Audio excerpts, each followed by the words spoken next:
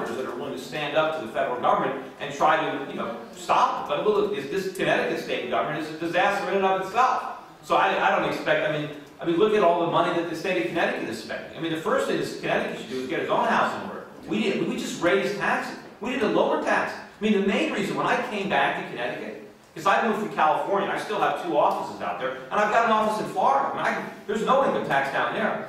But when I came to the East Coast, I was looking at Connecticut, I was looking at New Jersey, and New York. Because I also have an office in Manhattan. And the reason I ended up settling on Connecticut, apart from the fact that I was born here, was that the marginal state income tax was lower, much lower in Connecticut than it was in the other 2 states. So because Connecticut was taxing me less, I settled here. Now I have at least probably 30 employees in Connecticut that are paying taxes to the state of Connecticut. I'm paying taxes to the state of Connecticut because the taxes were low. And if they abolished the state income tax completely, you couldn't even keep the employers out of the state. There'd be nobody left unemployed in the state of Connecticut.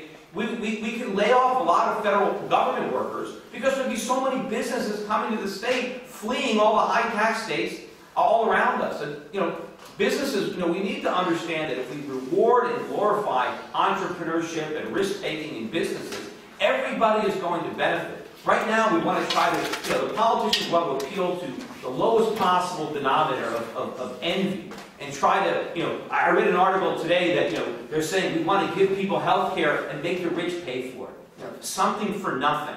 We have to get away from that and understand that when people get rich, other than the ones on Wall Street who are getting rich based on government subsidies, which I want to stop, I wanted every one of those Wall Street firms to go bankrupt. I didn't want to bail out a single one. But they're giving rich people a bad name because most people don't make their money dishonestly on Wall Street. Most people who make a lot of money work hard. I mean, I worked hard to start my business. I work all in the evening. You work weekends. No one works harder than a small business owner. And if he's rewarded with high income, he deserves it. Because look at all the opportunity he provides. He provides employment, he provides services, he provides production. Everybody benefits more. If you add up all the employees and all the customers, they all benefit more than that business owner. So we have to reward that and not look to vilify that and punish it. But your question started on states' rights. I mean, absolutely. I mean, I get a lot of questions about things, and I say, look, most of the stuff is none of the federal government's business. I want to go to Congress. I don't want to write a single piece of legislation. I want to repeal as much legislation as I can. I want to turn back the clock and get rid of all these regulations. So that's why I think I can be very productive, because all my bills will have one line. Repeal this, repeal that.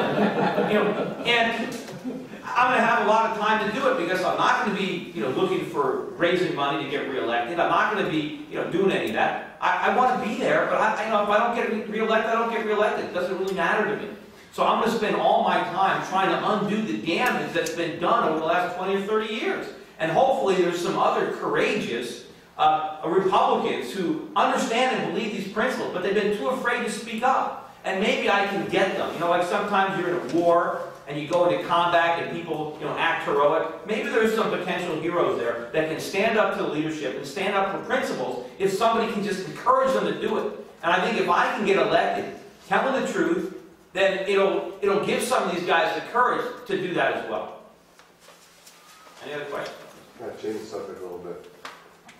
What's your philosophy on joining the military, Iraq and Afghanistan? Yeah, I mean, I believe that the #1 function of the federal government is national defense. In fact, the only reason that the Founding Fathers gave the government the power to tax is because of war. That was it. If it wasn't for that, they wouldn't even let them tax. So that's what the government should be doing. And that's almost all it should be doing. The rest of it is for the states, or shouldn't be done at all. So I want to get the government focused on defense, both homeland security and international defense. But I think that there's a lot of fraud and corruption in the military. I think we use our military policy ineffectively. I think we have too many troops in too many countries. And I know a lot about economics. I mean, I'm not a military strategist, but I know a lot about economics. And I know that everything the government says about economics is wrong. Everything they tell us is wrong. Everything they do is wrong. So I don't think there's that is going to change over at the Pentagon and the military. I'm sure they're making just as many mistakes and doing just as many things wrong. So I'm sure there's a lot of room to cut back. I think we've got too many troops in too many countries. I was against going into Iraq when we did. I think it was the wrong thing to do. I was writing and speaking at the time, though I thought we were stepping into another Vietnam. And here we are. We're still there with more troops. Now we've got 30,000 more troops going to Afghanistan. Barack Obama campaigned on getting out of Afghanistan. And at the time he was campaigning, I said that he was full of it. I knew that he was going to increase the troop levels because he did exactly what Lyndon Johnson did. When Lyndon Johnson campaigned against Vietnam and then got into office and escalated the whole thing. And we didn't end it until Nixon came in. But I think that's what the government should do. But I think we're too involved overseas. We need to protect Americans. That's it. I want to protect Americans here, and I want to protect Americans abroad. Unfortunately, right now, the biggest threat to America is coming from Washington, not abroad. And I think that's the key thing to focus on. And of course, if we go broke, which we're going to do, we're not going to be able to protect anybody from anything. We can't even afford to support our military empire unless we borrow the money from China and borrow the money from Japan. What happens when they stop lending? We can't afford it. We can't even supply the troops. We won't even afford the gasoline. All the parts to our military planes, all of our ships and our planes, we import all that stuff. We don't even make it ourselves.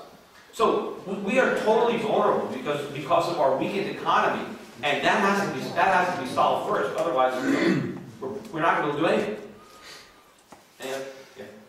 How do you think you can get manufacturing back into the States so that you don't have to depend on all these other countries? Yeah, I mean, that's a good question, and it's not going to be easy, but it's going to happen. Because you can't have a country without industry. You can't be an industrial society without an industry. Our economists and our politicians have got us to believe that we can be a service sector economy. We can't, because we have huge trade deficits. The trade deficit came out today, $34, $35 billion. We're running enormous trade deficits. That proves that a service sector economy doesn't work. If we can balance trade, if we can export services to pay for the goods that we import, fine. But we can't do it. And so what we need to do is recapture our industry that we're losing. And the way to do that is we have to understand what chased industry out of the country in the first place. This is not high wages. That's nonsense. When America was the world's biggest exporter of manufactured goods, we paid the highest wages in the world. We had a huge trade surplus. Japan has the highest wages in the world now. They have a trade surplus with China. Germany has much higher wages than the United States. They have a trade surplus with China. So it's not wages, it's capital, and it's government. So if we're going to reclaim our industry, we have to repeal the burdensome regulations that are making it impossible to stay in business. We need to lower taxes on businesses dramatically, which can only be done if we cut spending. And we have to restore sound money so we can replenish our domestic supply of savings. No one is going to save money if there's no interest. The yield on a bank deposit is nothing. We're not going to have any capital. The other countries have high savings rates. Look at the savings rate in Japan and China. That's why they have capital, and they have low regulations. I mean, I know in my little business, my brokerage firm, the increase in the regulation on the brokerage industry in the last 10 years, I think I have 6 employees or 7 employees. Their only job is to comply with government regulations. They do nothing else. And they're not productive, they're making me unproductive. If the regulations that exist today existed 10 years ago, I couldn't even start my business. I'd still be working at Lehman Brothers. Well, actually, no, I wouldn't because they went bankrupt. But I would never have been able to branch out on my own because I couldn't have done it because of all the barriers. I'm only in business now because I got over that hump. But some young kid who's working at a brokerage firm who doesn't like the way they're doing it and wants to do it better, he doesn't have the opportunity that I had because he can't afford all the compliance. And the government is interfering. You know, I mean, just today I found out we've got a lot of accounts coming in from Panama. And so one of my brokers got a client out there and has been referring them. But now the government is saying, well, we don't want you opening any accounts in Panama. We think it's too suspicious. You know, I mean, so they want to tell me I can't do business down at, well, why not? I mean, so all they're doing is finding ways to interfere and undermine, and all the rules and regulations that are in the brokerage industry now, they're a waste. None of them, not a single one, is protecting the investors. Look at Bernie Madoff. All the government rules and regulations, they couldn't stop the biggest Ponzi scheme other than their own. You figured they'd be experts at Ponzi schemes because they run them all the time, and they still couldn't figure it out because they don't care about the investors. They just care about generating and justifying their own power. And in general, the beneficiaries of all the regulations in the brokerage industry are the big firms, the Merrill Lynch, the UBS, because all they do is act as barriers to entry to keep small firms from coming into existence and competing with them. Because they're so big, too big to fail,